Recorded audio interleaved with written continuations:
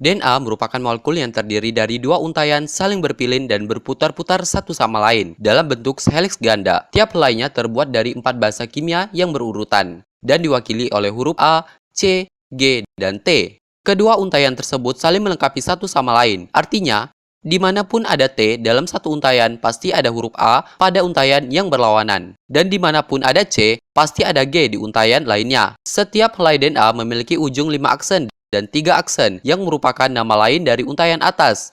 Tiap helainya menuju ke arah saling berlawanan.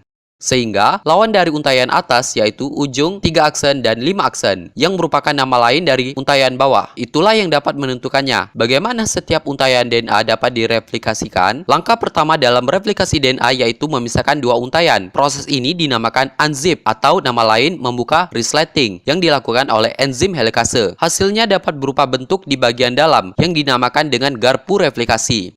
Helai yang berpisah masing-masing menyediakan template untuk membuat untaian DNA baru. Setelah tiap helainya berpisah, tiba-tiba datanglah enzim primase mengikat untaian DNA bagian atas untuk memulai prosesnya dengan cara menarik nukleotida RNA dari luar ke dalam untuk dicocok-cocokkan seperti puzzle. Enzim ini sebagian kecil membuat helaian RNA untuk mengikat sebagian untaian DNA bagian atas yang disebut primer. Bagian tersebut merupakan pusat awal dalam pembentukan untaian DNA baru. Kemudian, tiba-tiba datanglah enzim DNA polimerase untuk mengikat primer yang akan membuat untaian DNA baru. Enzim DNA polimerase hanya bisa menambahkan nukleotida DNA ke satu arah dari ujung 5 aksen ke ujung 3 aksen.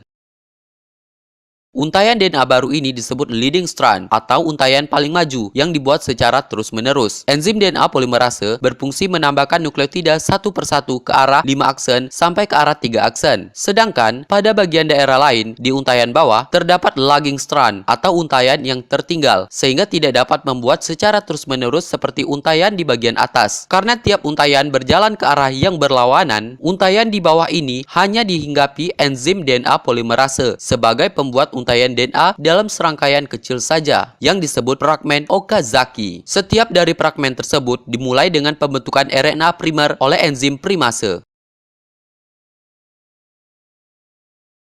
Kemudian, enzim DNA polimerase akan menambahkan nukleotida DNA dari luar mengikat DNA induk bagian bawah dari arah 5 aksen ke arah 3 aksen. Selanjutnya, enzim primase akan menambahkan RNA primer kembali dengan jarak yang lebih jauh di daerah lagging strand. Kemudian, fragmen Okazaki dibuat lagi oleh enzim DNA polimerase. Dan kemudian prosesnya diulangi lagi seperti tadi. Setelah DNA baru terbuat, enzim eksonuklase akan menghilangkan semua RNA primer di kedua DNA yang terbuat. Setelah itu dilanjutkan lagi oleh enzim DNA polimerase untuk mengisi celah kosong yang tertinggal. Terakhir, enzim DNA ligase menyegel tiap-tiap fragmen DNA yang terbuat di kedua DNA yang membentuk heliks ganda secara terus-menerus. Replikasi DNA digambarkan sebagai semi-konservatif karena setiap molekul DNA terdiri dari satu untaian lama yang dilestarikan dengan satu untaian baru.